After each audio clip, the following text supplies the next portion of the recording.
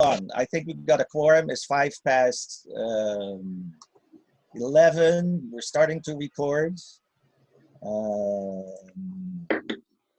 Well, welcome everybody again to part 2 of the comparison of monetary reform, or the so-called sovereign monetary reform, or just money reform, and the MMT model. I think we got very productive, and I want to thank Maurice for his annex, to give us a good, clear example of the double entry bookkeeping that's involved in his understanding. I just read it again and figured that there were quite some grammar mistakes and spelling mistakes, which I want to excuse. But not conceptual mistakes. No, that was fine. Okay, that's good. Yes. At least from my side. Okay. No, because if we get anything of this online, of course we can work on the grammar and spelling and stuff like that, and subheadings and whatever. But that's that's in the future. I also want to thank John Glazer for his 13-page analysis from the sovereign money side. And so I'm proposing that Maurice will give us maybe a quick overview again of his position, after which I'll give the word to John to give something of a summary of his position. Then I want to open it up for questions just to get clarification of the positions, and after that we'll get kind of into the meat and a deeper discussion. And before that, I want to highlight something that when I was working on certain criticisms that I developed of, I forgot his name, a guy from Finland who was working on his PhD in monetary reform. Pardon me? Yes, Laina. That the concept of the double circuit is so central to the whole understanding of monetary theory, and that's there's a big difference that I want to highlight here already, is that MMT leaves intact the double circuit, so also the reserve circuit, and that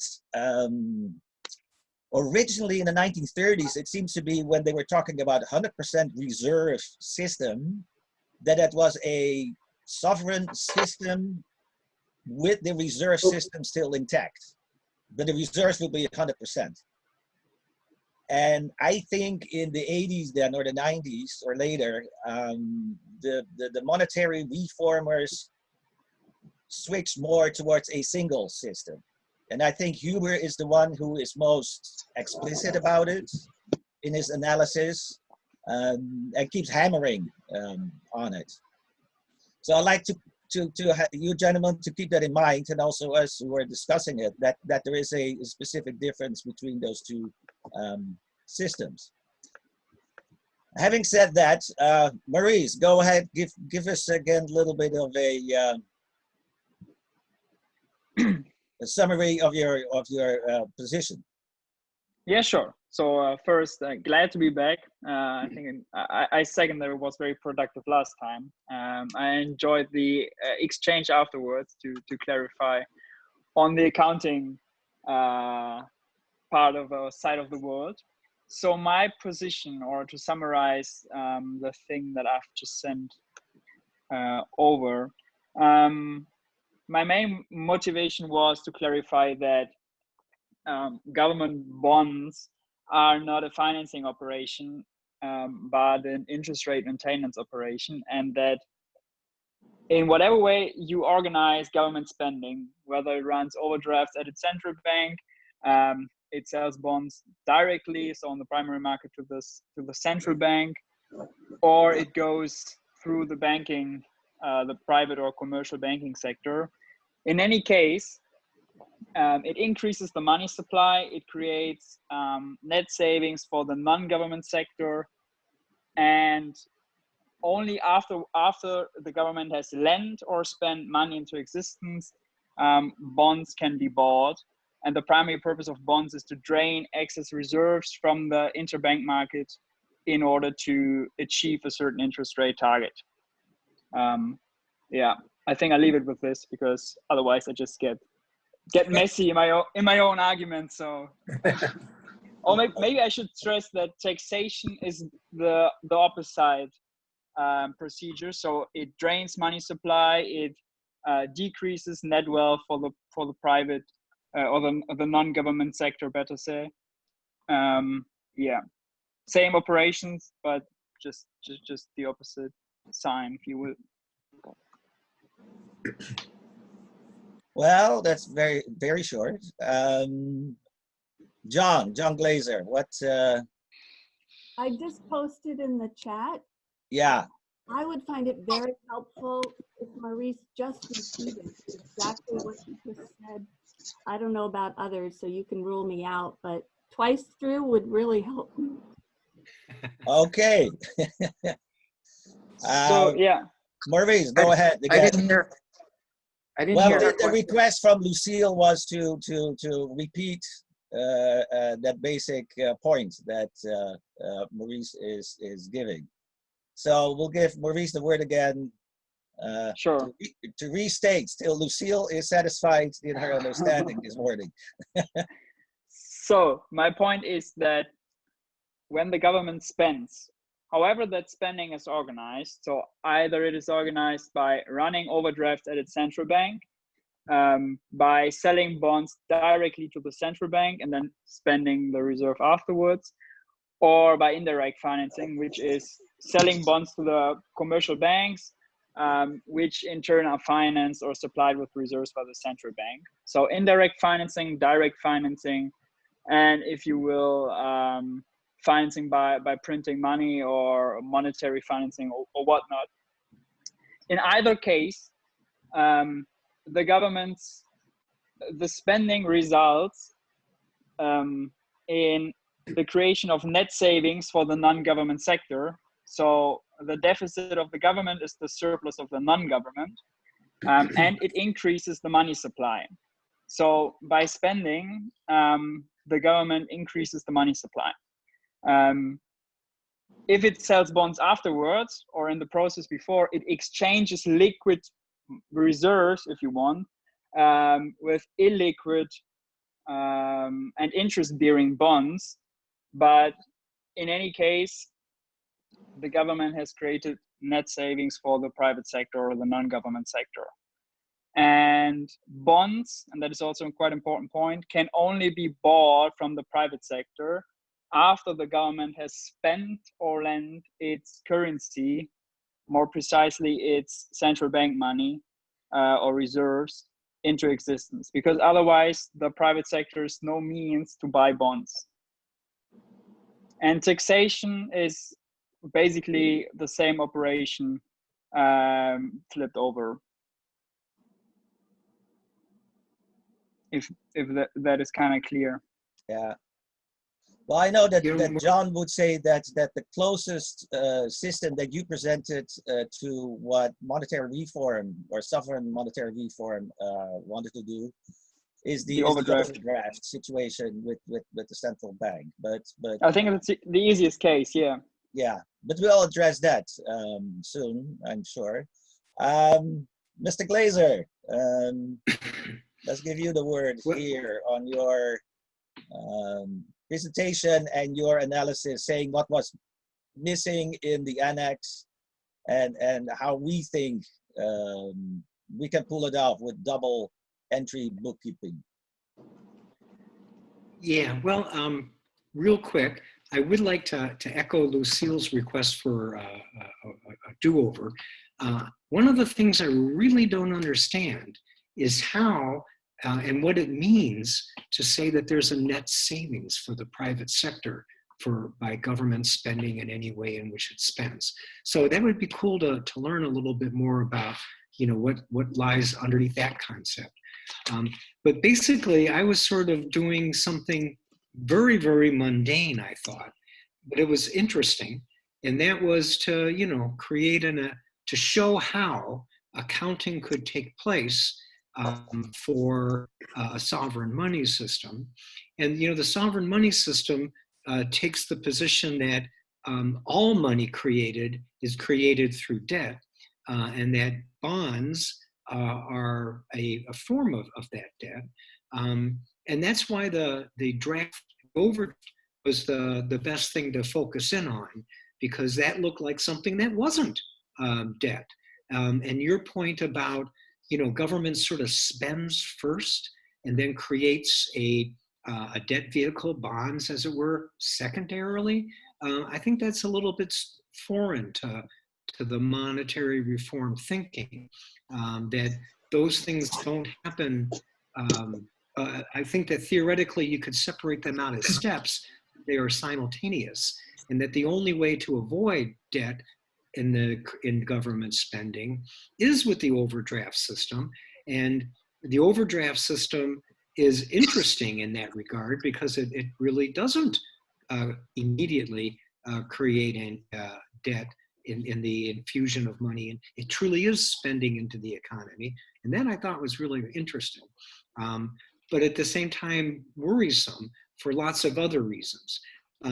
But still, one of the challenges with it's almost as if showing how sovereign money could be accounted for was a piece of preliminary homework for phrasing the larger issues, which are, you know, the other problems other than accounting for the monetary system and the role of debt creation of the monetary system. That has many ripple effects besides, you know, challenges with regard to government spending and deficits and things like that. Many other aspects of the debt system are much more pressing and important and larger issues than that of government spending. Government spending, very important, especially as we confront expensive needs like a pandemic or climate change or many of the other issues. But anyway, one of the reasons for diving into the accounting. Uh-oh, hold on. I think this comes from Thomas Wilder. Mark, can you mute Thomas? Yes. Okay. Well, if that was a siren, all of us should have put our hands in view, because, you know, we're kind of at risk. At any rate, go on, John. Go on. Yes. So I really want to bring this to a quick end. The accounting for sovereign spending that you know, sort of created there was really an occasion for exploring a really important metaphor. And the metaphor is that asset money and debt money, very different from each other. Debt money, you know, creates an obligation and a payment system to the people that, you know, and institutions that buy the bonds, and therefore, you know, make the government spending, you know, in that regard possible. But the asset money is really different. I'm looking at it the way a investor would look at an enterprise, and the enterprise generates revenue through its market activity, sales, contracts, and, you know, like that. And it also gains money through capital investment. And the capital investment in a company is a balance sheet operation rather than a P&L operation.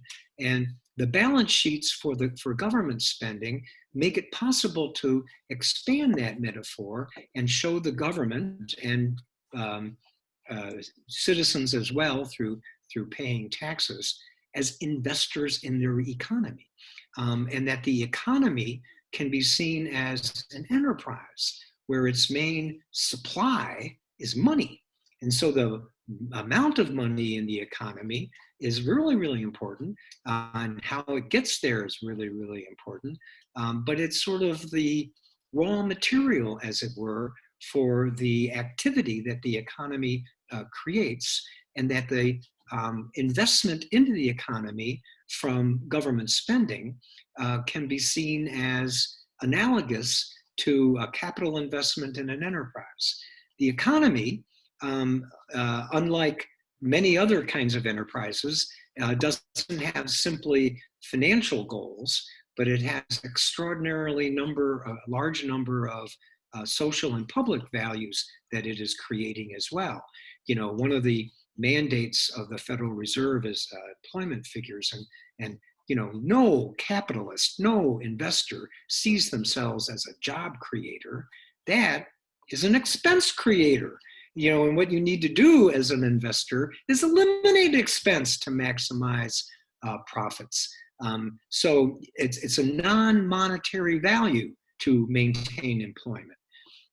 Whole other topic, also very interesting and would encourage us all to explore, but you know, we've created a system where if you don't work, you don't eat, and there's a job system that enables money to circulate to individuals and families, and it would be wonderful to imagine a monetary system and an economic system post-job system, and with automation that's coming. But that's a digression. You know, back to the image of government spending as making investments in the economy, then the economy can be seen as a social enterprise that is pursuing monetary goals, financial goals, sustainability goals, price control goals, all these financial and economic considerations, but also equally a whole set of other social values. Employment right now being one, but you know, health and education and infrastructure and things that are, you know, public and social values is a part of the reason for having an economy.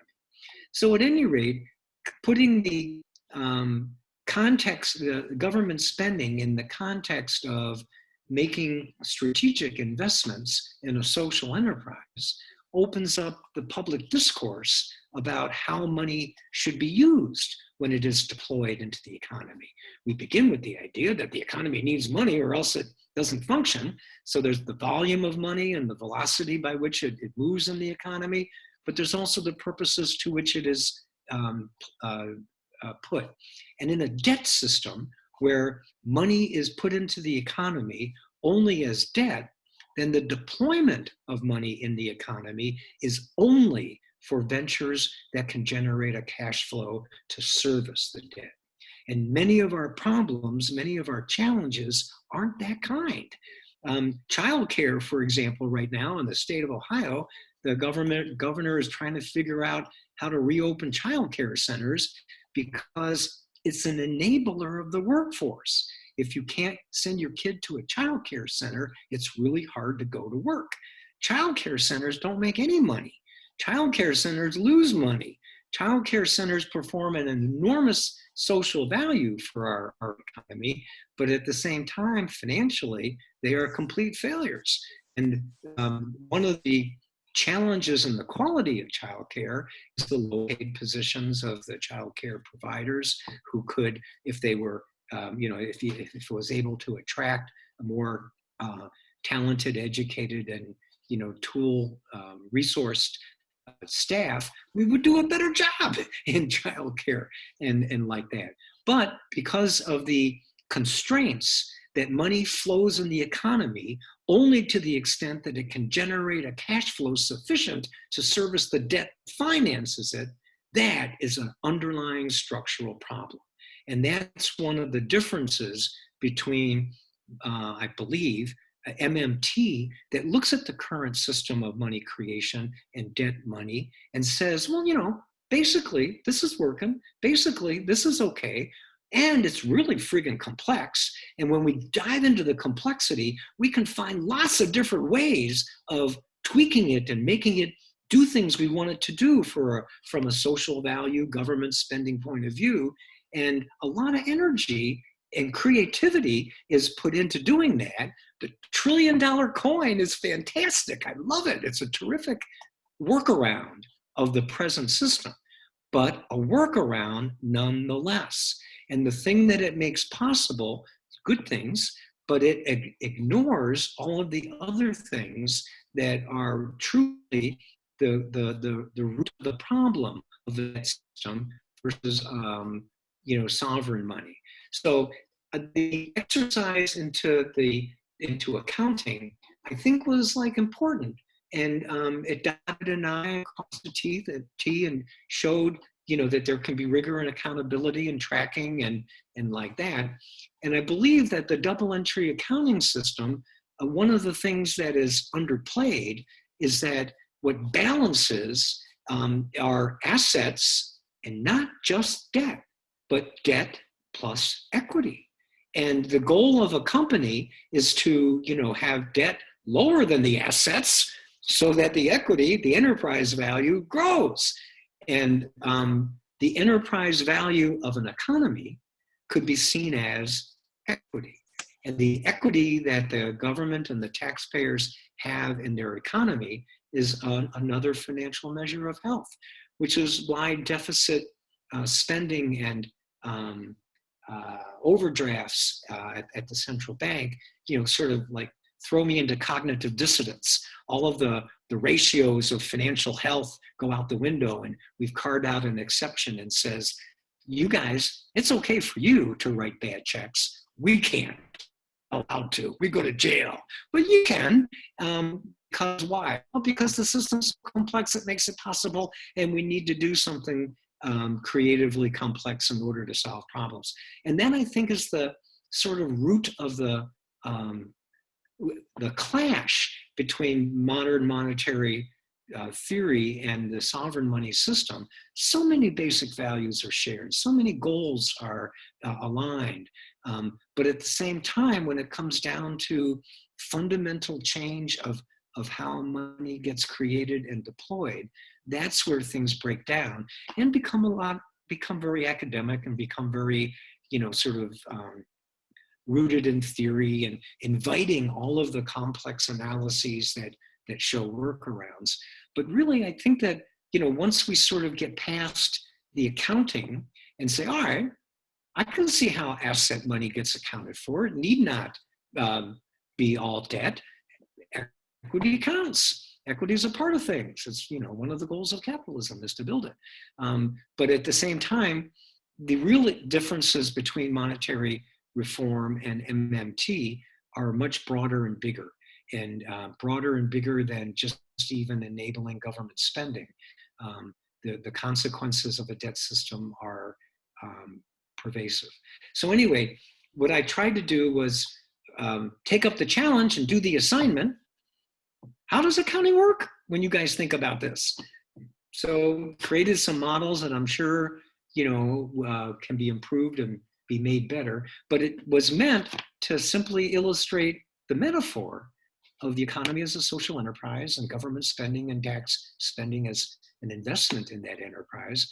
And it opens up the public discourse. What are the goals of our investments?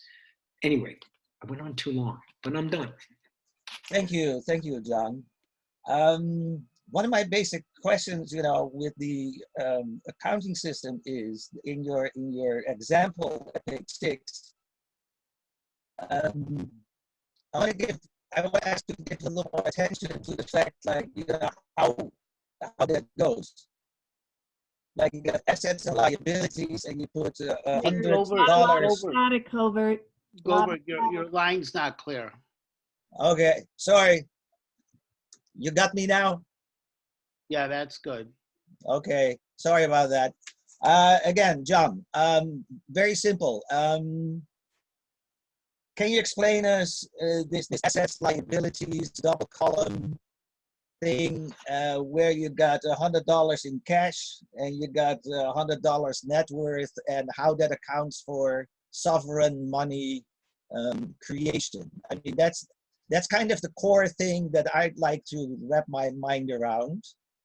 I can understand how a bank works when, let's say, it's an intermediary, as a lot of people think that it should be, because before it can lend out, it has to receive something. Apparently, what the banking system is doing the trick that as a liability, it puts a certain amount for the borrower, but to offset it, its asset is just the contract itself. the future, receiving of that money to come back. And that's how they, balance their books with that trick, which we apparently want to abolish.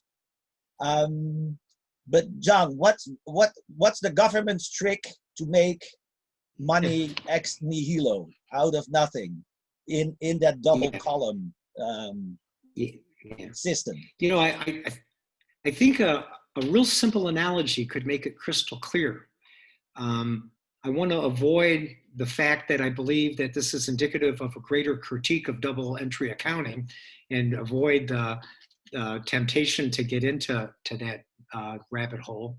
But think of it like this, and truly think of it like a science fiction movie or a metaphor or something like that. The man behind the curtain is the investor.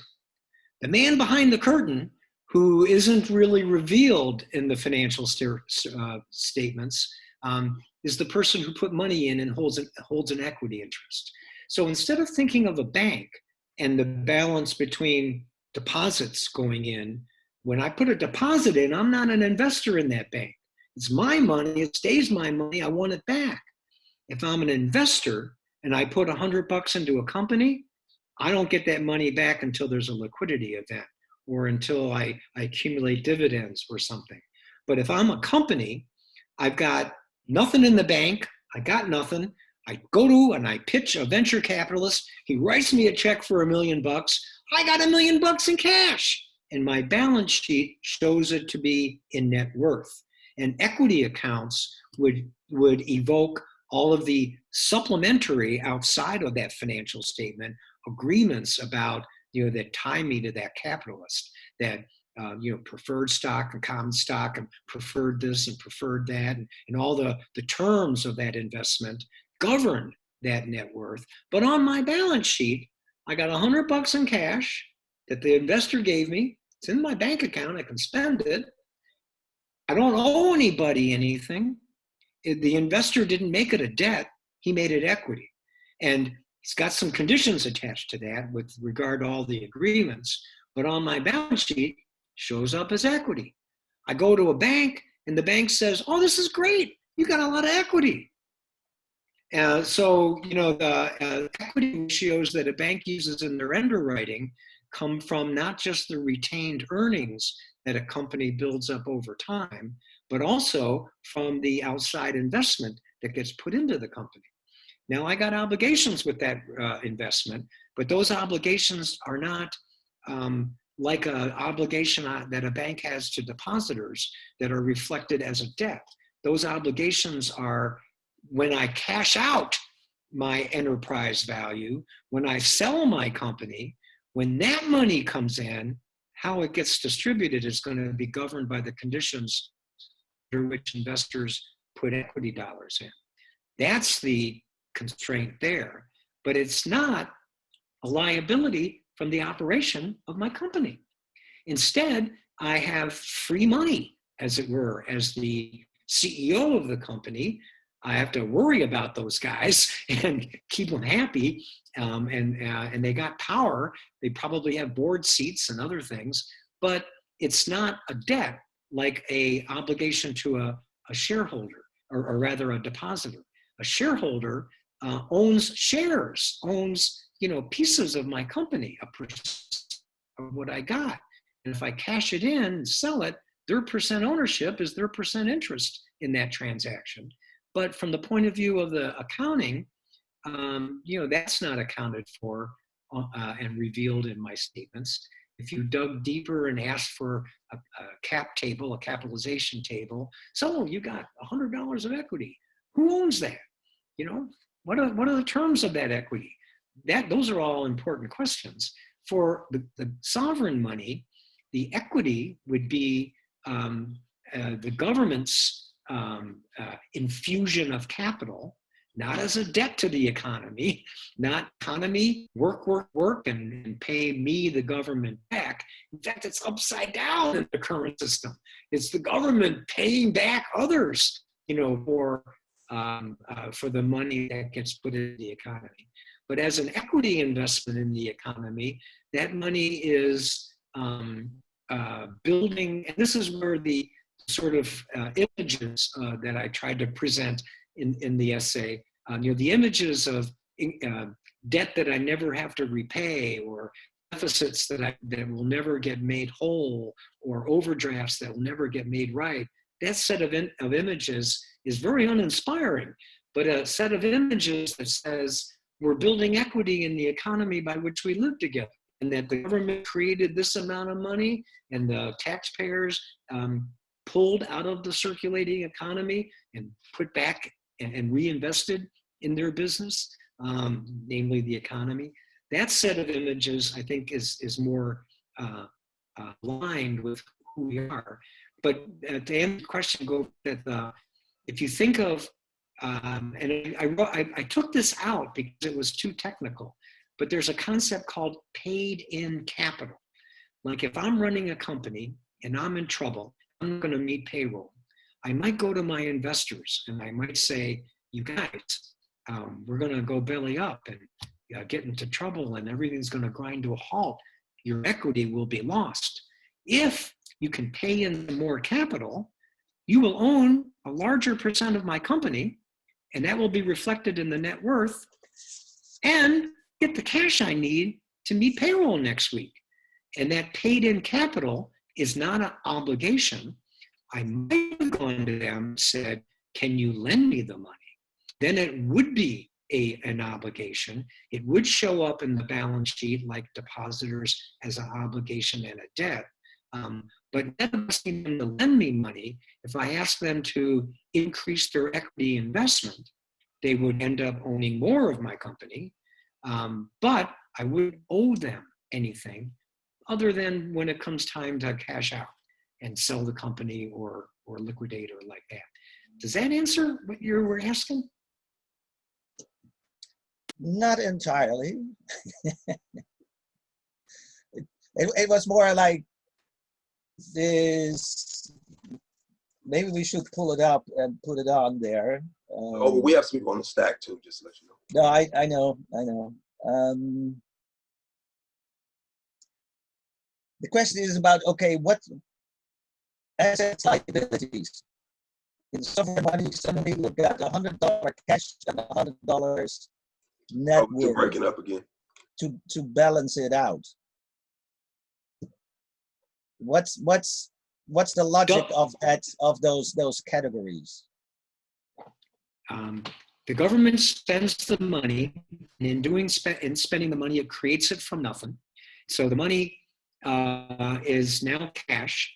It goes on the balance sheet as spendable. They haven't deployed it yet, but it's they've created it and just made the account entry. Because we are under a double entry accounting system, you can't just put money in the cash account without it balancing on the balance sheet elsewhere. Where on the balance sheet? Equity as opposed to debt. It's as simple as that.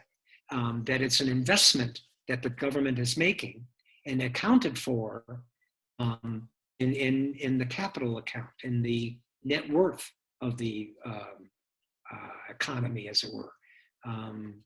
And that was the analogy with the investor. See, I think that what people forget is that the asset side and the debt side, it's not just debt on the other side, but it is debt and equity, debt and shareholder value. And you can infuse cash or value, you can infuse a bigger number into shareholder value by putting more investment into the company. That ups the equity line in the company, and it balances because when you put it in, it also provided purchasing power and spending, and therefore cash. I'm starting to get it. I'd like to give Maurice then the word again about what might be the problem with that accounting trick where money is created out of nothing. Apparently the government is not going to the central bank. It's not doing an overdraft. It's not creating bonds. Breaking up, Goldberg. Again, all right. I'll just leave it to Maurice to critique the accounting trick that sovereign money wants to do. Is it possible to do that? Is it fair to do it? Go ahead, Well, Maurice. I think the basic premise here is that you treat money effectively as a thing, as a real resource, and not as a social relation. Because in my understanding, or in an MMT understanding, financial equity would be zero, because money is debt, and if you will, savings are the accounting record of borrowing or of debt. So as you just explained, Gabard, if a bank creates a bank deposit, it creates a matching deposit. It creates an accounts receivable and accounts payable that net out each other. And yeah, I think, or one question that arose when I was reading the response was, well, accounts payable and accounts receivable, and how far does that not account as debt in your logic?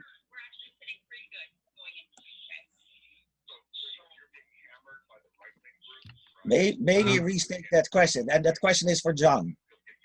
Yeah, okay. So how do, yeah? Go ahead. No, go ahead. Okay, how do accounts payable and the opposite, accounts receivable, do not count as debt in your logic? Because, well, you get, I think you get what I mean, so. Sure. Accounts payable and accounts receivable, do function exactly as you think. And when you say that the difficulty of asset money and sovereign money treats money like a thing instead of a social relation, accounts payable, accounts receivable, they are definitely social relationships. But I think that it is the supposition that all money is debt that makes it hard to see that money can also be an asset, an equity, created from nothing, which is, sort of the divine hand, but that's a different metaphor. But I think that it's the presupposition that money has to be debt that makes it hard to think about an accounting entry that can go directly to equity. Equity is not always the result of balancing assets against debt. Assets against debt, hey, either there's a surplus or a negative, and therefore net worth is either a surplus or a negative. And in the MMT system, it's always going to balance out and be zero, because it all on the asset side will be balanced by all on the debt side. But if you line up the line items of the balance sheet, the number at the bottom, the net worth number, is not just a calculated number, but that's a number that can increase from an external infusion of investment. And I'm saying that when government creates sovereign money through spending, it can be treated as an infusion of an outside investment. And therefore be reflected as a direct entry into the net worth line item on the balance sheet. Net worth, not just calculated, not just assets minus debt, but if you have an outside investor who writes you a check and puts it into the company as equity, how do you account for that? And it's that analogy that I'm trying to say underlies sovereign money. So if you think about it, how would you account for it in a company when the investor writes $1 million check and walks away with 10% of equity, of shares? Selling share to the investor, so it's a transaction, but at the same time, it's not a part of the income statement, it's a part of the balance sheet. And ownership of the company should, but here's a check. It's $1 million. It's going to go in my cash because I'm going to deposit it. How do I account for it on the other side of the balance sheet? You account for it by increasing net worth. Well, I think fundamentally, like in terms of the effects of government spending, we are on the same side, because in both cases it creates net wealth for the non-government sector and it increases money supply. Correct? Well, now that's the part that I didn't understand from the beginning. When you gave your summary, you had indicated that government spending results in a net saving. Yeah. And I think that Imagine that I'm the government and I put in 10 white sheets of paper I put into the economy, right? And then I tax out 8. Then my deficit is 2, and your surplus to the non-government sector surplus is 2. So 2 white sheets remain in the private sector because I've spent 10 and I drained 8, so 2 remain. So the private sector black ink is my red ink, if you want. I get it. What you're saying is that when government spends and it's a surplus over debt, that there's an increase in the money supply, and you're regarding that increase in the money supply as a savings, as a benefit to the non-government sector. Absolutely would agree. It increases the volume of money circulating in the economy, and where it goes, how it begins that circulation, who's the first one to get it, and what do they do with it? Those are some of the issues that I think arise from the difference between debt money and sovereign money. Go ahead. No, finish, please finish. Sorry. Well, I was just going to say that the current system is that when that money enters the economy, becomes an addition to what's circulating, it enters the economy as somebody's debt. And that the person or entity that qualified to get that debt is restrictive in who that might be. They have to be credit worthy. They have to use that money in an enterprise that generates sufficient cash flow to service the debt, the condition under which they got that surplus. Whereas in the sovereign money, the net savings, you're calling it, to the non-government sector, the net increase in the money supply, the increase in the resources available to use and circulate, do not have repayment conditions. But repayment conditions attach to the debt money system, and that restricts what's possible for how the money is deployed. I think we're getting pretty close to the core difference, which is that if I understood you correctly, you assume that the government is more or less equal to a household or a business company, and debt in the sense that our private debt, for example, it has to be repaid, and that the government's debt in that sense also has to be repaid, right? That's what you're assuming. If the government spends in the current system by issuing a liability on its own, this has to be repaid at some point in time. That's your assumption, right? The interest payments on the bonds that are made every year in our government represent that obligation. So I think you're right when you describe that. Okay, and now imagine or think of the overdraft system that I've laid out, and let's assume that the interest rate, target interest rate, is 0. Yep. So in this case, all money spent into existence by the government by issuing liabilities on its own are outstanding tax credits for the private sector. So the private sector can use the money spent into existence to fulfill its tax obligations. And I think in that sense, we are pretty close to each other. I agree. I think that workaround under the current system for how to put money into the economy that isn't debt money with the overdraft concept. I think that's a very creative workaround, and it also bears many similarities with sovereign money, and is admirable in its elegance in that regard. At the same time, it's not a replacement. It's if all of the money in the economy was created that way, then our positions would be closer.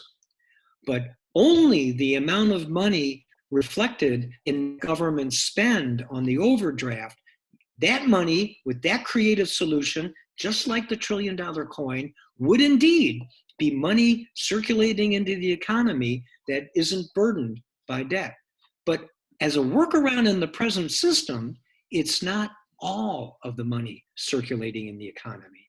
Most of the money circulating in the economy, most of that volume is money created by banks through lending, and most of it is debt. And if that got eliminated, and the only source of the ultimate source, if you took any dollar from the circulating economy and said, where did this come from? And if you can trace it back to a government overdraft or a $1 trillion coin, then you would be extraordinarily close. This is what I was saying about the issues of the debt system go far beyond government spending, and that the creative workaround solutions for how to bring about government spending without all of the badness of the debt system, very creative, wonderful ideas. Most of the money circulating is circulating because banks created it in that making loans.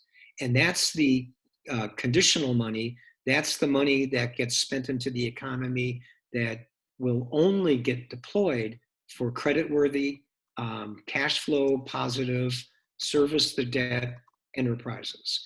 And a child care center cannot get a bank. It just can't. Now, it is true, the government might look at that and go, oh, there's a failure of the private system. There's a way in which the public system could step in and put a Band-Aid on the fact that our capitalist economy isn't working for all. Let's spend money into the child care system with an overdraft, or let's create a $1 billion coin and do it that way. Yeah, that's a good workaround. That is very, very similar to sovereign money. But the larger issues of a financial system that creates money by making loans are not addressed. We are only solving emergent problems that the private sector can't solve, and doing so in a very piecemeal, workaround way. That's why I was thinking that the accounting part of all this, it's kind of interesting. It's sort of like a game of Dungeons and Dragons, You can get really into the roles and really into the concepts, but when you step out of the game, there's still the world going on. And the world going on still has banks controlling the vast volume of money circulating in the economy and how it's injected in the economy and what happens to it afterwards, because it comes back to the banks. It comes back to the financial sector. Not just the principal, but it drains circulating money through the interest that is being charged. And those are the broader issues that sovereign money and MMT really need to get aligned on, because I think it's true that share the values, share the goals, the workarounds, and are similar, very, very similar to what sovereign money would practically bring about, but it's not satisfying to monetary reformers because it doesn't address the larger issues, which is why more than government spending, it's how the financial sector works and how money from the circulating economy is drained from the circulating economy back to the financial sector and deployed in ways that are often detrimental in creating booms, busts, bubbles, and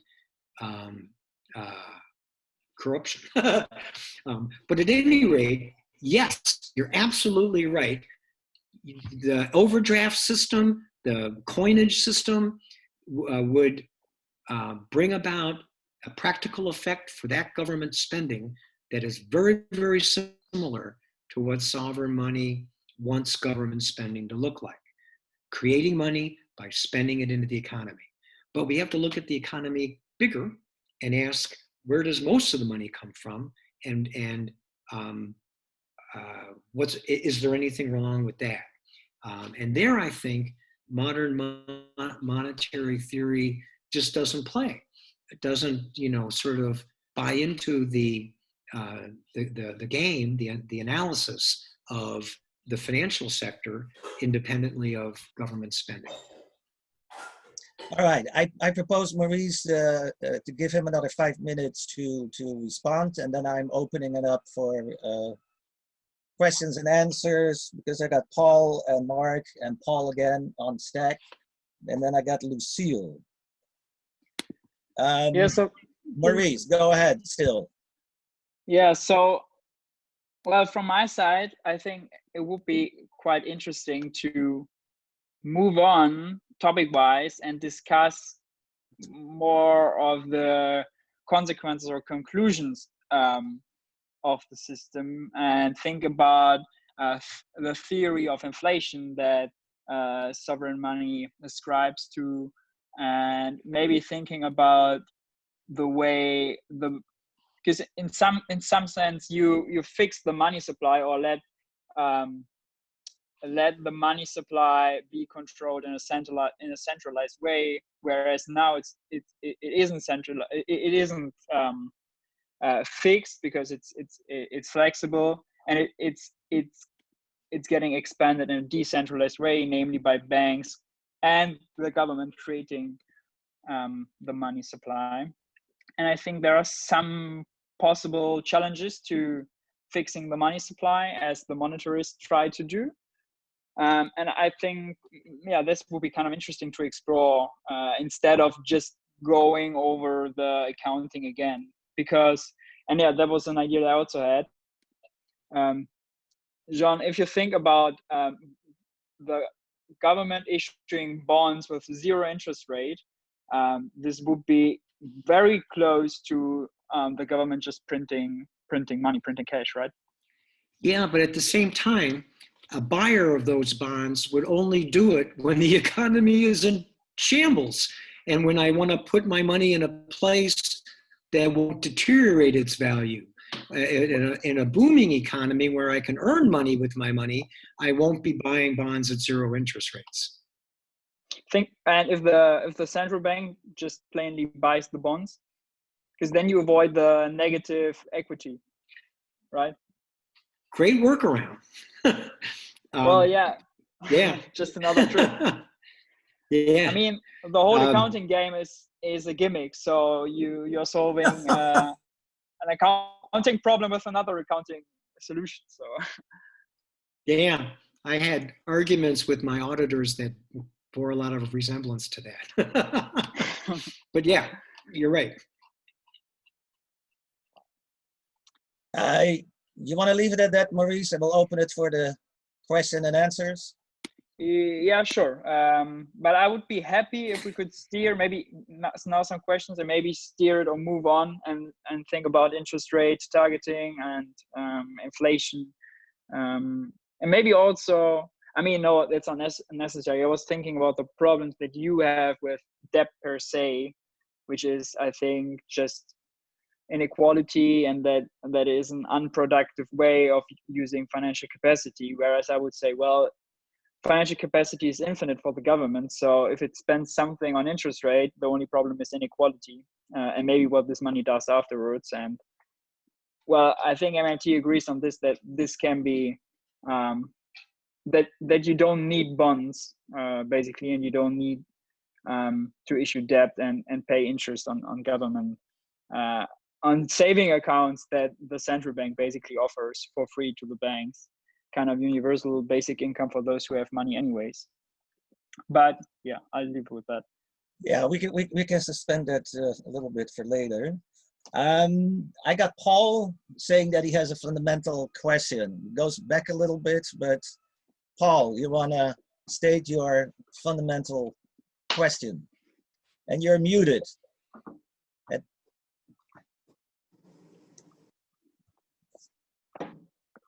I am listening to people talking past one another a little bit here, and I'm trying to pinpoint why that's happening.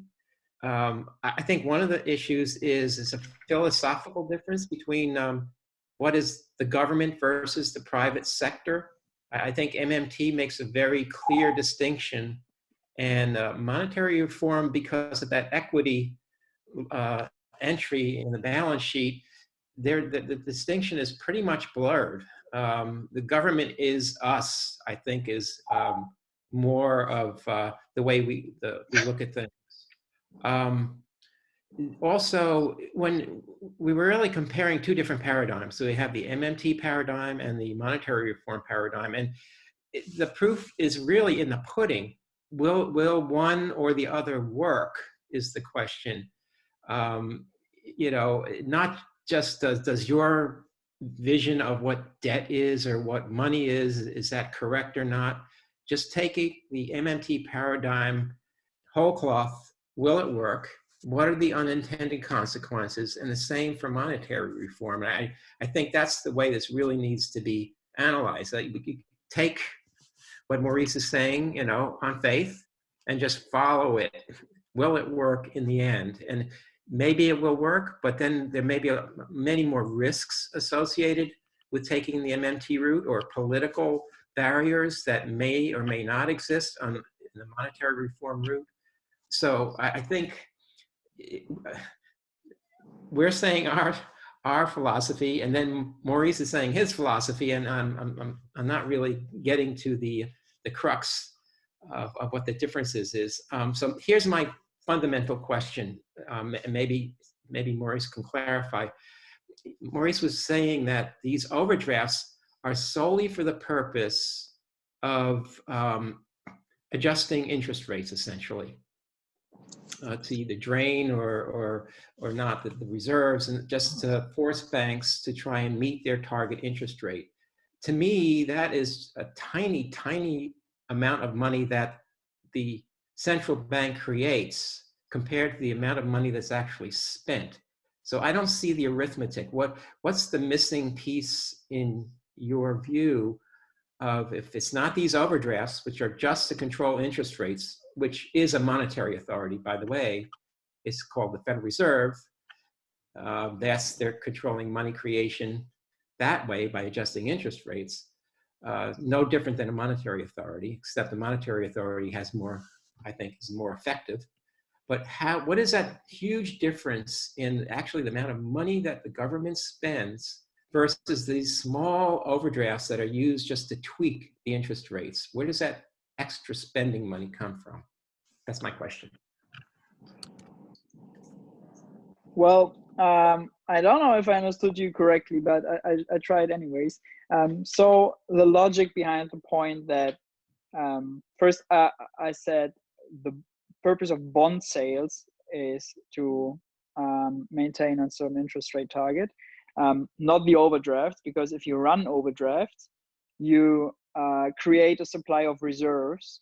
So you create central bank deposits for the commercial banking sector, and all else equal, more supply of anything means that the price will change, and that there will be downward pressure on the price. And this time it's the price on reserves, which the commercial banks need to settle their payments and satisfy reserve requirements, etc. And well, the central bank uses the bonds to drain. It sells bonds in exchange for central bank deposits, and the banks, in that sense, basically exchange liquid assets versus interest-bearing illiquid assets. Yeah, that's the logic behind.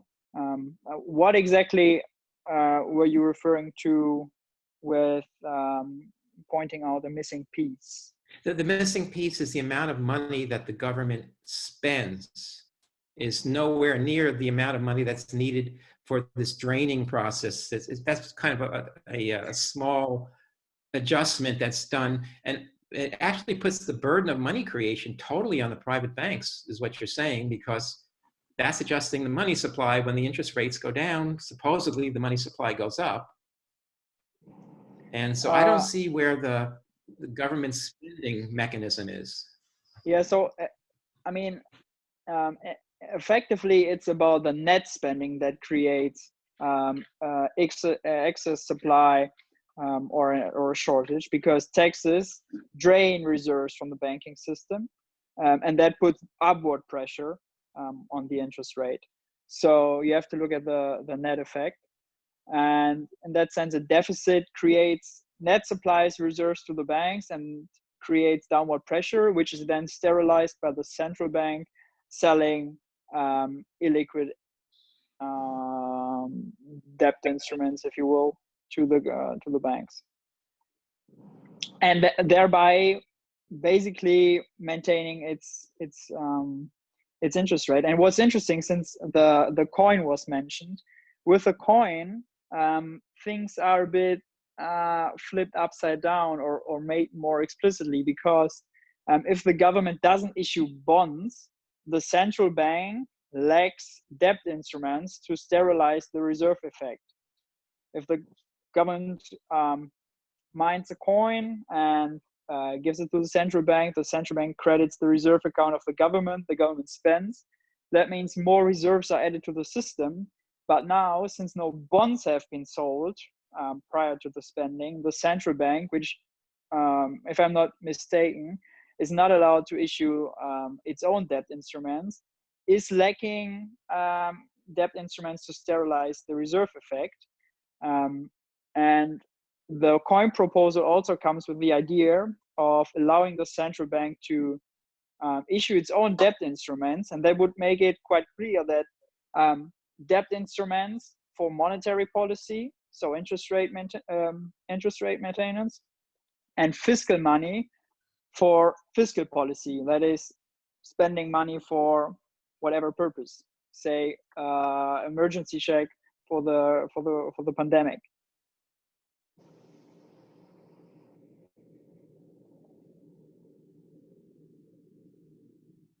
Okay. Kind of clear, kind of no. Well, I propose we move on, and I got Mark Young next on stack. Mark, go ahead. Hi. Which Mark? Mark Young. I got you later on stack, Mark Pash. Okay. Maurice, I really wanted to kind of, at least my question wants to bring it back down to why we originally had this additional meetup, and that was to really, you asked for us to provide you how balance sheets and finance would work under an asset money or sovereign money system, which, you know, I think John did a good example of how it could work. And so my question really is, do you agree that it could work that way? Which it sounds like you did before. You said there were some other issues regarding distribution, but that's my number one question. But I also want to point out that the distribution issues that you talked about, there are a lot of different ways to do this. And so I don't want you to think that this has to be a monetary authority. There are literally thousands of ways you could do it. I know Mark Pash talks about some of them in his book. There are other people who think that you should just strengthen reserve requirements where regionally, depending on that particular market, so banks in one region may have a 95% reserve requirement because they don't need as much creation, whereas another area may have a 50% reserve requirement because they need more.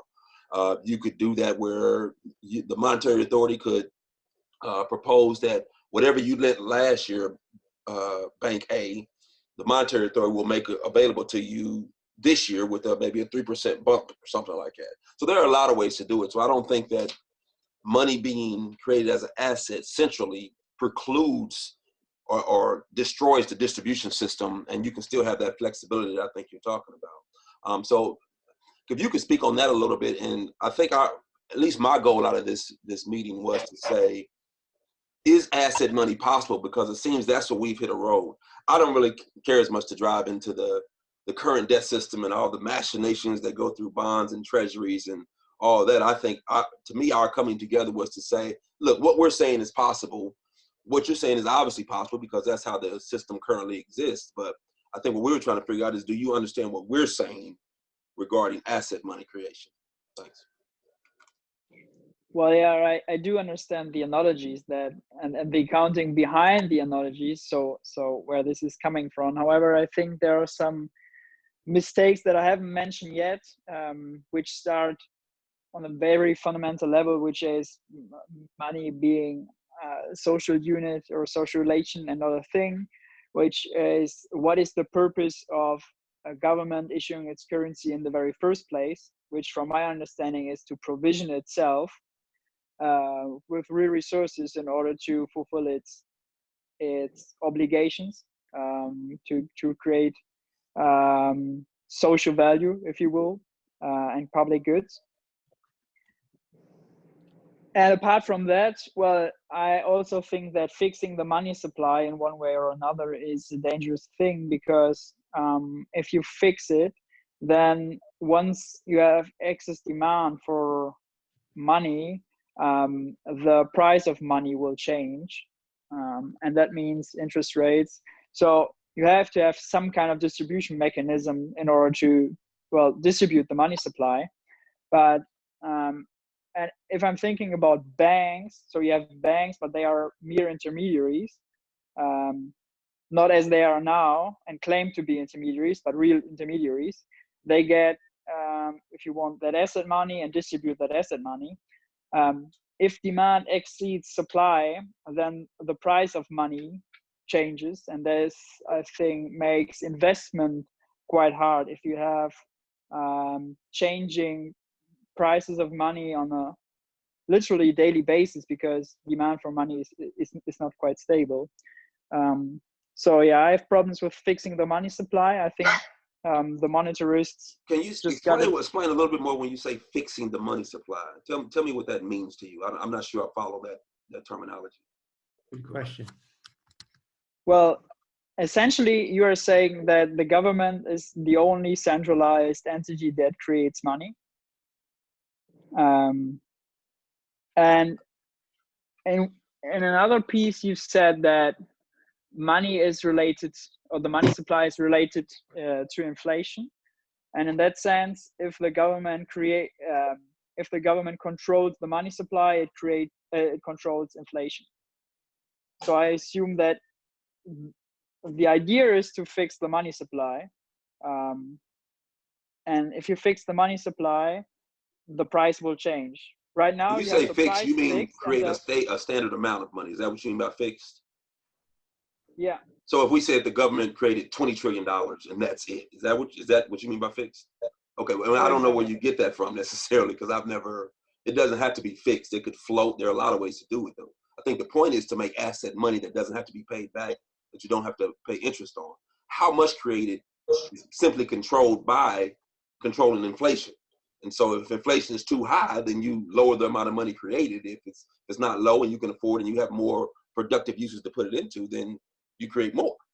So I just want to make sure that we're talking apples to apples. But I agree that, well, you don't have to have necessarily a double circular system as we have now. You can, if you will, cut out banks and have every citizen have an account with a central bank and distribute money in one way or another. That's entirely possible. Yeah. And I don't think we're saying that either. So we're saying that banks can still lend to businesses for investments or whatever, but they wouldn't be the ones creating the money necessarily. Now, you could have them create some portion of money if you chose to. The way most sovereign money people view it and how the Need Act proposes is that you do have a monetary authority. There are other options in how money is created, but the main point is creating asset money. Not that it's going to be a certain amount, not that banks can't do anything. It seems like you're seeming like we're taking banks out of the equation, and we're not taking banks out of the equation.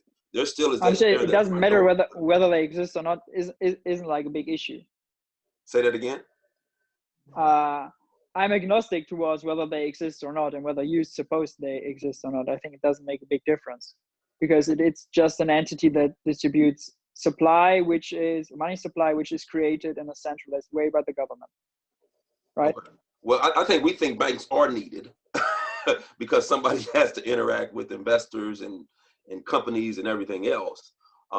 So I'll let somebody else ask the question, but I really want to get into what you think are the critiques, so we can kind of melt this instead of going down rabbit holes of the currencies.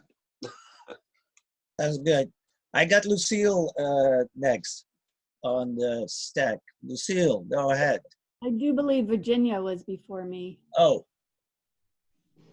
Yeah, I got, okay. Let's have Virginia first and then Lucille.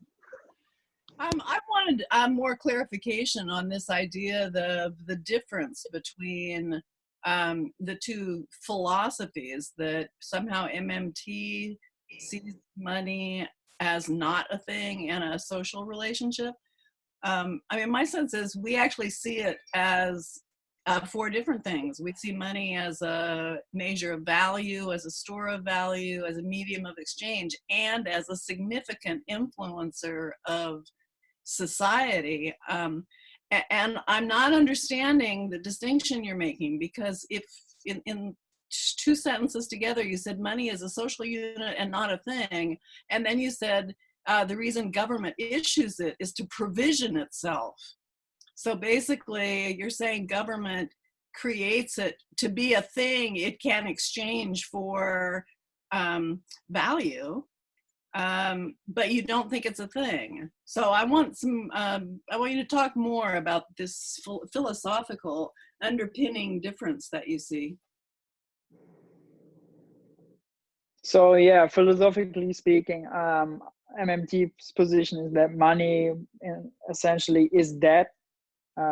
If I enter the supermarket and I'm choosing a fancy vegan meal, then before I pay, I am in debt towards the supermarket, and the supermarket has an account receivable towards me, if you want, and I exchange the debt that the supermarket has towards me, or I delete my debt by exchanging the debt towards me with a debt towards the bank, or if I pay in cash, a debt towards the government, because the government issues the cash. So, and in that sense, the whole thing of money is that, or the money supply is circulating, how you say, IOUs in a sense, and that is the social relationship. It is an accounting record of debt. And speaking about the government,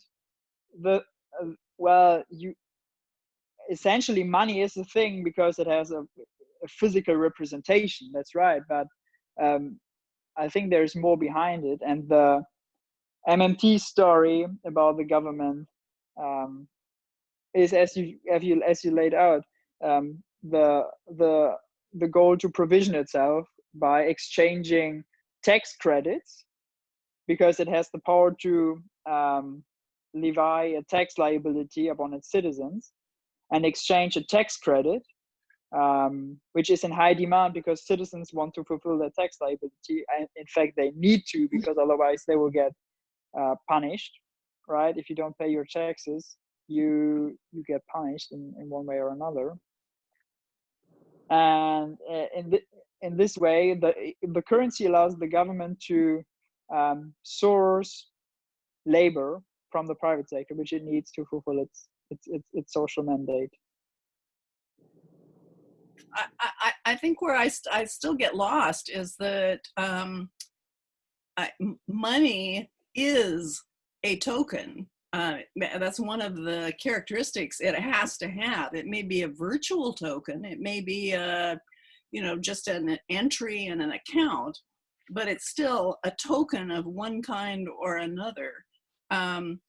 So, I mean, it's a virtual thing. And when, yes, we all have to pay taxes, but that's a small percent of our need for money. Our primary need for money is the circulation of goods and services and relationships in the economy.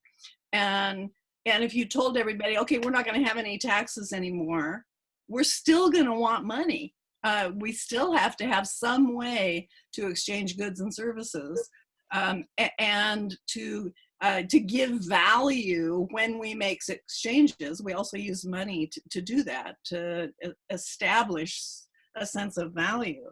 So there are these sharp distinctions between what is government and what is everybody else. Imagine, sorry. Well, I was going to say, I think Paul's right. There is a fundamental difference here in the way, seeing we the people and government as a part of a systemic whole that is a circulating of goods and services and value, as opposed to seeing this very two-dimensional balance sheet with government on one side and everybody else on the other. And so spending here means benefits here. That's very two-dimensional. And the reality, it's a map, and it's a useful map. But the reality of an economy is it's, at least three-dimensional. The distinction, or the two-dimensional world, results from the distinction between currency issuer and currency user. For someone to use it, there has to be someone else to issue it, right? And I was about to say that, imagine you were living on a lonely island, and you would have €5 or $5 or whatnot. Well, in this case, money would be a thing, but there is no social relation behind it, because you have no one else to exchange anything with or to enter some commercial relationship with. So in that sense, money only works if there are commercial relationships. In that sense, it's a unit. Yeah, well, it's a unit of account, right? And it expresses a social relation. Well, that's true. Money is a social tool. And I think our argument, is that it is something we all own together. We all agree together that something is going to be money. And once we've made that agreement, whatever system we choose will have a deep impact on our society as a whole, because it will determine whoever has the privilege of doing the creation will have power. And in our current system, because that power and privilege has been given to the private bankers, primarily. I mean, I know MMT argues the government also creates money, but it's a very small percent. Even if I buy into that argument, most of our money supply is created by the private bankers when they issue loans. So as John pointed out earlier, the relationship impact of that, it is significant. It pushes society to make profits. It pushes society to be pro-growth at any cost, because profits are our overriding value. And without changing the money system, how do you address that underlying current economic thrust and pressure to grow, to exploit, to make bigger and bigger profits? I mean, to me, that's like a fundamental reason why actually reforming the money system and taking away the power of the private bankers to create the money supply is critical. Well, if you understand money as debt, right, as an IOU that anyone can issue, but not anyone can make being accepted broadly, then, well, banks are in no different in no different situation than we are. Well, I can issue this as money. The problem is I have no power to get it accepted because, well, I cannot levy a tax liability. I have not the government behind me saying that this thing is convertible at par in the currency which I need to pay taxes. So think of maybe the bakery next door, and it issues coupons and that are exchangeable against bread, right?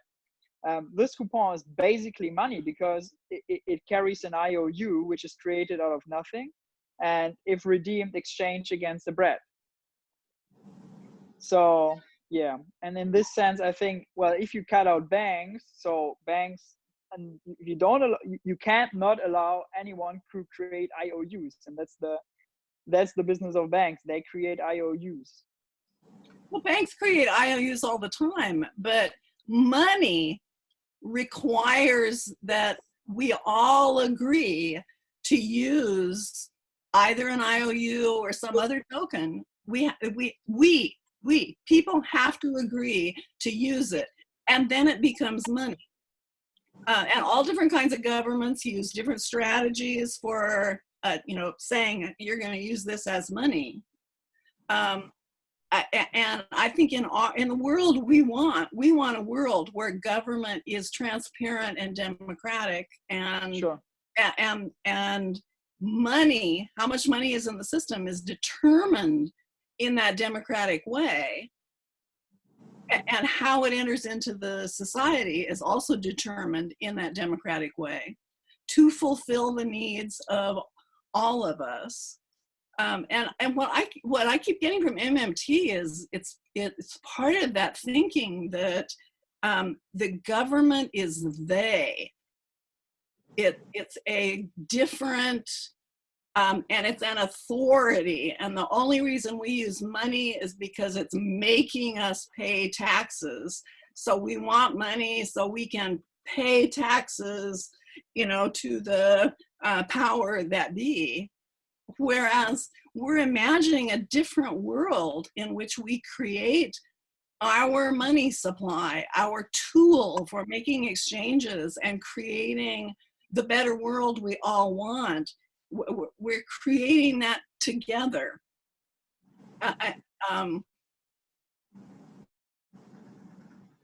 Good. I'll leave it at this, and I'll move on to Lucille, if she wants to extrapolate there, or you probably have your own original question. I do, but I think it's somewhat related to maybe what Virginia is driving at, but I have a simple version and a longer version of it, so I'll put it in the chat. But the basic question, Maurice, is why are you set on preserving credit debt money when you and we can have money as money? All right. Well, Maurice. the thing is that I don't see the problems attached to the debt per se. I don't think that debt undermines future equity or puts a burden on future generations. It does not have to be repaid in that sense. So I'm speaking of debt as accumulated government deficits, if you will, or issued bonds by the government. So I don't see the problems with that. So I mean, ideally, I see the problems of being interest rate payments being not fairly distributed, but that's a policy variable, if you will. It's not not necessarily systemic, because you can run a system without bonds. So if I get your answer, you're saying you want to preserve credit debt money because you don't see a problem with it? Is that what you're saying? And so you want, the longer question, you want to keep using interest-bearing credit, and not just that, but private interest-bearing credit.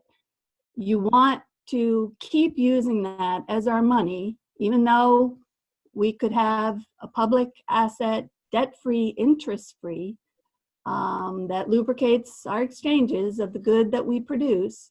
We could have that, but you rather stick with preserving private interest-bearing credit as what we use because you don't see a problem with it. So if we would convince you that what the problems with it is, then you would see it.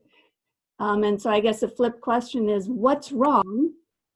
And maybe you feel like you've answered this, but what's wrong with using money as money that gets at, you know, kind of what Virginia was describing, that we, you know, I cannot, you are wrong, I think, to say that your piece of paper can be money.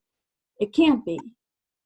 Why? Like she said, it's an agreement between and among us that happens through our recognized, whatever our recognized authority structure that makes that happen. That's how the agreement and all of the system that you're describing entirely depends on the existence of the tiny bit of legal tender that it's all fungible with, that our government says is our legal tender and satisfies all debts and prices, public and private.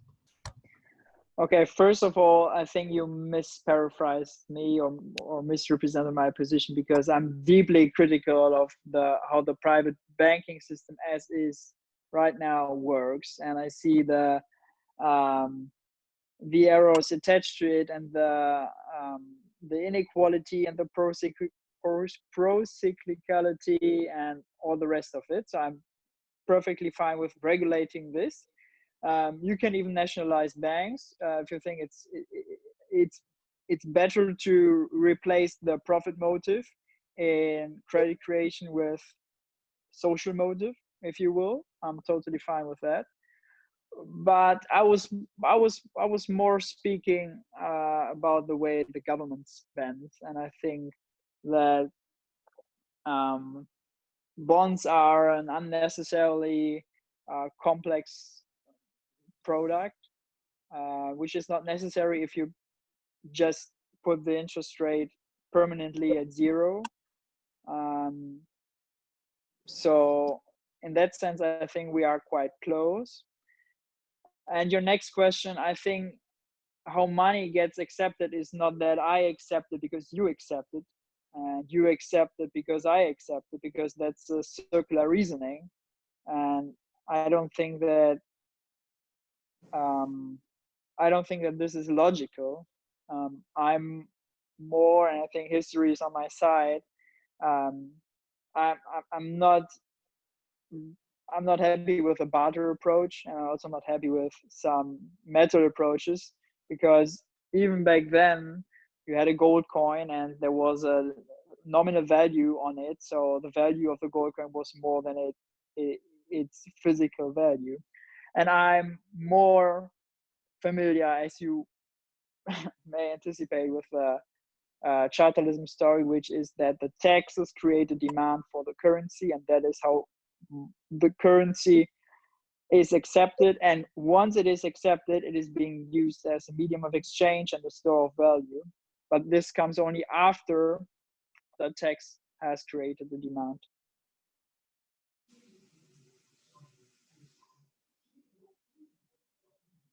Satisfied more or less, Lucille, or Yeah, shall I move on to Mark Pash? yeah, we can move on. I really don't get why. You know, Tons of problems. I got two parts. I got two parts of my thing. After listening to John, I finally kind of figured out the negative of MMT. MMT spends the same or distributes new money the same way the NEED Act does, through government spending or whatever. What the difference is it leaves two, and I get down to the net operations of things rather than all the theories in accounting, is that you're leaving two monetary creating structures the government accelerating the debt, which eventually creates money, and the Federal Reserve or the banking system, that's the other major, which is the major creating money. So the mainstream economists like Larry Summers' major critique is correct, because if you have two entities creating money or two systems creating money, your risk of excess or even hyperinflation accelerates or increases. So you have a real problem when you leave the banking system as the major creation of money. You have an inflationary problem, and that is the major problem of any currency or any money, is an inflationary problem. Obviously, deflation you want to avoid. So that is what I think is the major difference and negative. And so the mainstream economists will defeat it based on causing excess inflation, and they're probably right. And when you have two systems run by two different human beings type of operations, they will mess up and we will have an inflationary problem. And that's the key operation. So that's my view of this in terms of actual implementation.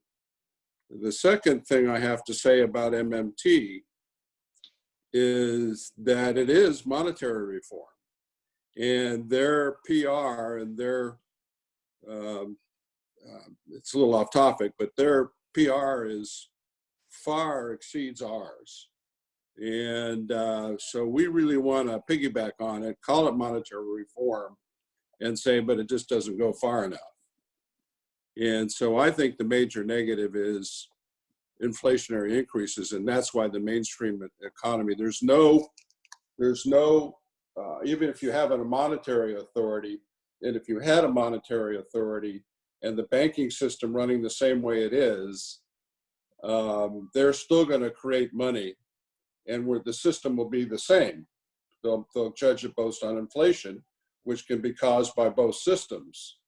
So the system, which is what we really have now, kind of, is not correct. You have to take the power of money creation and move it under some democracy or federal central banking authority under the Treasury, rather than having two systems. And that's what I think is the major negative.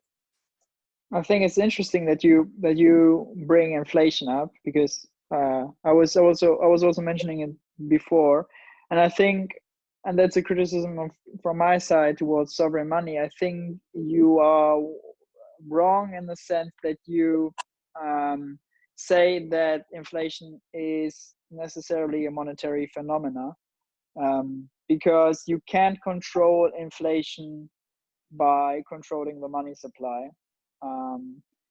because ultimately you're confusing stocks and flows. Money, if it exists, it does nothing unless or until it is being spent, and then it's aggregated demand, and then there is no difference whether it's the government spending money, or you and me spending money, or foreigners spending money.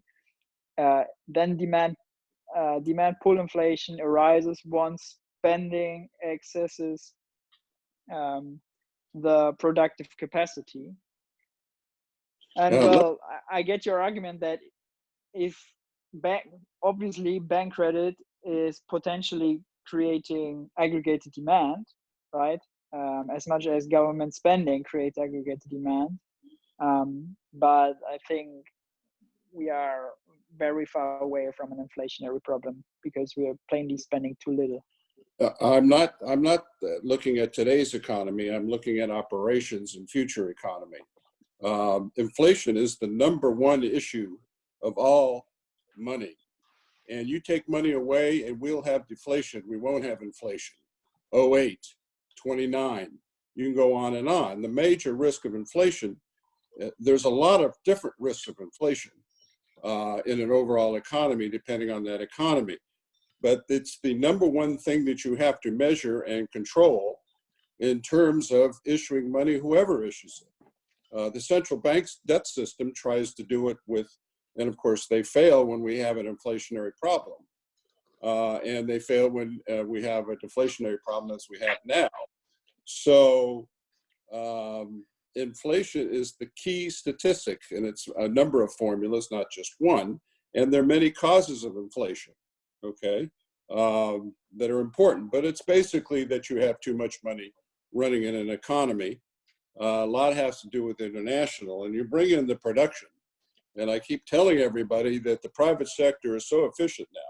We can produce and grow, forgetting the environment for a second, everything that we possibly need because we're in a globalized world. You could take 1 billion people in about 3 countries and grow and produce all the goods and services, and it's going to get worse because the cobots are coming, okay? So inflation is the key issue and has to be monitored under any system. But when you have 2 systems that's not counterbalancing each other, it'll be ineffective, okay? And you'll have the banking system and the government spending system causing it because we'll have too much money and you'll collapse the system. Now, maybe not too much in the United States. It's a lot harder to do because we're a reserve currency. But when you go into the smaller countries where they have to purchase these goods and services, you create hyperinflationary by the deficit or trade deficits with that country, highly inflationary or hyperinflationary collapses. And so I would rather just leave it under a central authority and a democracy for the creation and have massive distribution, which is in my book, okay, to distribute it, including the commercial banks, so you don't lower the money supply that we have now. So inflation's the key. Always got to think about it because that will destroy a currency. Usually in the past, before Germany, most inflation was inflationary collapses or deflation were caused by war, where the currency, one country took over a country, and of course the currency was no good. Okay, so that's just my thought on how you would counteract MMT. I really don't. I just keep saying MMT is just incomplete. But I think inflationary argument by Summers and the other mainstreamers, they have a good point there. It's a very good point because you've created 2 monetary creation systems, or you've accelerated the government creation system, and you have a potential inflationary problem. Today, we don't have one, obviously. Well, if private money creation creates enough aggregated demand to achieve full employment, which I would say employment or utilization of real resources is the main issue that we have right now, and not inflation, then the government does not need to net create money. It could, if it deems necessary, even just run a surplus to drain the money supply, drain aggregated demand. My opinion is that the government, they might have the same amount of, although I think we need some more, depends how you do it. But as John summarized again, is the new money only goes to the people who already have money through the banking system. And I don't need any more money, okay? But I know there's people that live paycheck to paycheck, they need that money. And they can buy, I mean, we've got so much supply going out there, they can buy all the stuff that they want, except toilet paper, okay? So,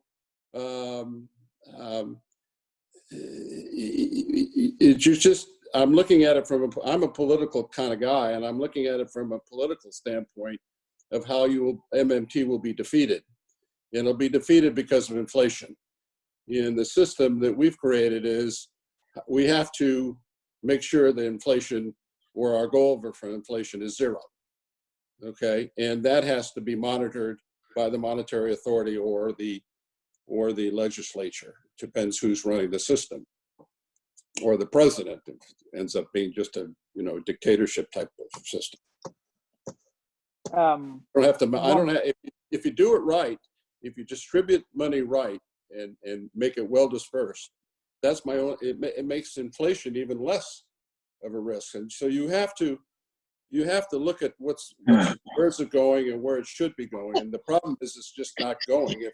If the monetary system only lent to or gave to employees making less than 100,000, it would be very helpful if it issued the same amount of money, because they're going to put it in the bank and they're going to loan it out anyway. Okay, so the same thing in the 09 crash. If they had paid off all the mortgages instead of the hedge funds and the banks, and paid everybody's mortgage off, that check wouldn't go to you and I. It would have gone to the banks and saved the banks, but I would have a mortgage-free home. And look at how that would benefit the average person. And again, cause no inflation. Now we have asset inflation because, our homes are skyrocketing, not only for supply, but also because we have cheap money to buy these homes, because that's the major area where new money goes first, if you have collateral. Agree. But I would say the points you've mentioned, the distributional issues, are not necessarily systemic, but they are a failure of economic policy. The wrong people get money. You can pay people who crave food, if you will, right now in the system right now, or if you mentioned the 09 crisis, you can save the banks without caring about the homeowners or the mortgages. We have to. But it's a policy choice. That's my point. Yes, and it's a policy choice, but it's not diverse enough.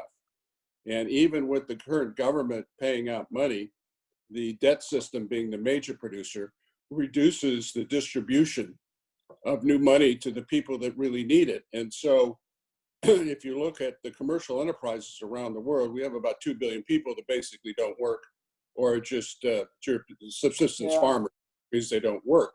They don't need them to work because we produce all the stuff they need, except maybe mansions. Okay, so they just don't have any money, and all you have to do is you give them a little money, and we'll boom, and the rich will get richer anyway because they own the businesses. But you give them the new money, or the bulk of the new money, okay? And if I have a productive company, I can get money from anywhere. New money, old money. In fact, a bulk of our businesses— never as much money as the government can get. A bulk of our businesses aren't even financed by the banks. They're financed by private money, but it's already out there. Okay, they've stopped lending to small or medium businesses. And so, or reduce their lending. I don't want to say stopped. I don't like to be absolute. So the key in monetary reform is inflation. Virginia calls it stable money or stable economy, and it's still inflation. Yeah. I'd like to interfere here because I got still some people on the stack. I got Paul on stack still, but also Joe, and I have the suggestion to skip Paul and go straight to Joe. Paul says okay. Therefore, Joe, can you hear us? And please unmute if you want to join us in. Hello, Mr. Banjo. Okay, can you hear me okay? We can hear you, yes, go ahead. Okay, well, I was really sorry that I decided to run out to the store and had a flat tire and missed the whole thing. And my apologies, my apologies. And I only came on in time to hear Mark Pesch say that two things I disagreed with, but that's not the point. But those were that MMT is monetary reform, which it's not. And that the problem that will defeat MMT is inflation, and that's not. Okay, because to me, I'm on the same side as MMT as far as the government, as far as all the post-Keynesian stuff about the government should be stepping in any case where the private sector fails to achieve the GDP potential. So that's the role of the government. And I'm all post-Keynesian in that regard. And so to me, there's two things about MMT. This, in case people don't know, it's a sandwich that's made up of, on the one slice, post-Keynesian economics, which is all great, and we should all know more about it and be advancing it more. And then the other part is in theory, monetary modern monetary theory. So modern monetary theory is economic theory of post-Keynesians and monetary theory of, excuse me, Warren Mosler. And to me, there's absolutely nothing in Warren Mosler's MMT that makes any sense about anything. And so when we're here trying to discuss the difference between MMT and monetary reform, we know what monetary reform is. We have the Need Act to example it. Okay, when it comes to MMT, what is there? What is there? So I want to put this out specifically to Maurice with my apologies. Okay, what's the theory behind MMT? What's the theory? Tell us about it, and leave out post-Keynesianism, please. Well, I think it's not productive to respond to your blaming, and I would advise you to do some reading before you ask such silly and super biased questions here. I don't think that's productive. Oh, really? Oh, you think I should do some reading? What do you think I should read, Maurice? Well, start with Mosler. Let's not, hold on, pause. We're not here to argue. We're here to have an adult conversation. So that's true. Pull back a little bit and just ask, if you have a question, ask a question. If not, what's the theory behind MMT? What is it going to do for anybody? If you were in charge of everything tomorrow, what would you do with it? Well, actually, MMT is not a policy regime that you can move to, but it describes the real world as is, especially the monetary operations. But okay, if you ask me, sorry, no, if you ask me, what I would do. It's not a policy theory. It's not something that we can pursue to do anything with. You just said that, so that's good enough for me. That's all I need to know. Well, I would be happy to answer your question, because if you have a lens that you can analyze the economy with, which is MMT, and you put your values up on it, you reach policy conclusions, right? And I would happy to express my policy preferences if you want. If not, well, okay, he doesn't want that. Okay. I apologize, Maurice. Yeah, no worries. Okay. Do we still have anybody on stack? Otherwise, with the 10 minutes we still have, I still like to hear from John Glazer. He might still have something of an assessment of where there might be misunderstanding on the whole issue from any of us. Also from Maurice and John, in the sense like how, if it's productive, how to proceed, and also, but this we'll do then amongst the three of us, whoever wants to get on board, how we can make something that is shareable for other people that comes out of this series, these two discussions and the writing that we've done. So there is something of a trail that can help other people to make up their minds about this discussion, because I don't want to get to, a firm conclusion or saying, oh, this was a match and, one side won and the other side lost. So if nobody has another question, I'd like to give the word to John and then also still Maurice. And we're 7 minutes before 1. Back on the stack too. And Mark, go ahead. What's on your mind? No, I said Paul jumped back on the stack. He had his hand up. Oh, I did not see that. Paul, quick then. Yeah, very quick. In defense of Joe, Joe is probably the world's leading expert on MMT. I think he's very, very short on patience. So he knows these guys personally. So I think what you said might have some validity in that we have studied MMT and we have come to a policy conclusion after studying it, that monetary reform is the policy conclusion that we've come to after understanding the current system through the MMT lens and other lenses. We've just decided that the only policy decision we can make is actual monetary reform. So that would be my interpretation of using MMT for that purpose. Sounds Okay. good.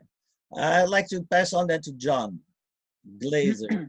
Still, if you have a insightful Well, let me quickly. statements, and if not, tell us. Well, very quickly, three fast things. It seems to me that one of the obstacles in bringing about a common ground is when, Maurice, you were describing the philosophical starting point as money is debt, and how that is inscribed in human relations, and that the nature of exchange. And that I thank you for, because that's an area where I believe greater clarity can be contributed to this debate. I think that there are really interesting work among anthropologists, in fact, that try to show how social relationships that make exchange possible need not be understood as IOU exchanges. And therefore, that opens up the possibility at a philosophical level that will get us past one of the brick walls. Money is dead. It's the nature of things. It's inscribed. It's the essence. It's the nature of the social relationship. And I believe we can get past that, because I want to say that there are other ways of conceiving money besides debt. And so that, I think, is a really fruitful area for future conversations. And the second thing is, I believe that I observed when people were talking about, the challenges of the debt system, I think a couple of times, Maurice, it could be wrong, that you heard that as government debt as opposed to commercial debt, and provided relevant and important responses about how government debt need not be the opposite. I think that we've undervalued the notion of commercial debt as a key factor in what is the differences between sovereign money and MMT. And then the last point is that that's a foundation for going forward. I think that a couple of times, both Maurice and others have pointed out that the challenges of the current debt system, and again, I think that beyond government spending, money creation more broadly, that's an area where we should air our critique and challenges and problems with that. And I hear you, there will always be a response about regulation as the way of addressing those difficulties. But I think that the debate or the inquiry will get to the level of, whoa, there's so many regulations needed. Isn't a fresh start a better approach? And isn't the problem more systemic than it is, to be fixed through a series of regulations? But commercial debt as money creation, the essence of human relationships around exchange being debt relationships, those are areas, I think, of fruitful, open ground going forward. Sounds good to me. Well, I second that as well. Yeah, because there are indeed philosophical questions about money being a relationship, and what kinds of relationships. You can make categorical differentiations there. Relationship of trust, relationship of power. There you can get into real heavy political categories in understanding money. I think also that Maurice was to say something positive there on the MMT side, that if there are problems with the debt system of the banks, that if you can make banks either by nationalizing them or regulate them, can make them do certain investments and stay away from certain other investments. The big problem is so-called the financialization of the banking system, where a lot of money is just creamed off the productive economy and put in the pockets of, you know, very smart bankers and investors. And I've heard other people saying in MMT, saying like, well, yeah, it is a problem with the banking system, but you can do credit guidance. So they'll bring in Richard Werner's ideas of credit guidance. But that's another way of trying to find out, you know, how the problems that we see, how they can be solved by the different systems. And I think there is still a lot of grounds, at least of concern, you know, of how to do something about it. Because at this moment, I don't think it's sustainable. And a lot of people feel that, you know, we're going through another crisis, and we have no idea if the international financial system might not topple because of you know, there is no production going, and a lot of people don't have money, and people are going hungry and are dying. Sorry, I don't have to laugh about it, but it's, you know, it's a huge problem, and I think there's so much in that we have in common based on a human concern of what is going on, and that there has to come something of a solution. Yeah, definitely. I also second that banks, as they work right now, are a drain to the economy.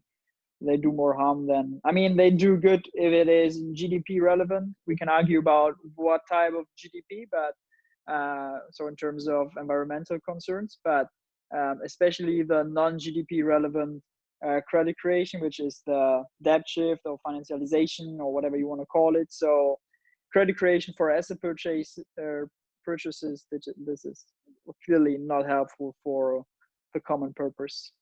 No, I see you there. Anyway, we're 2 minutes over time. I think this was all very productive. So yeah, we'll see amongst each other how we can further this, and anybody who wants to you know, put their 2 cents or $2 or 2 Bitcoins in, email me, and we'll see what can come out of this. Anyway, with that, Mark, I think you can stop recording.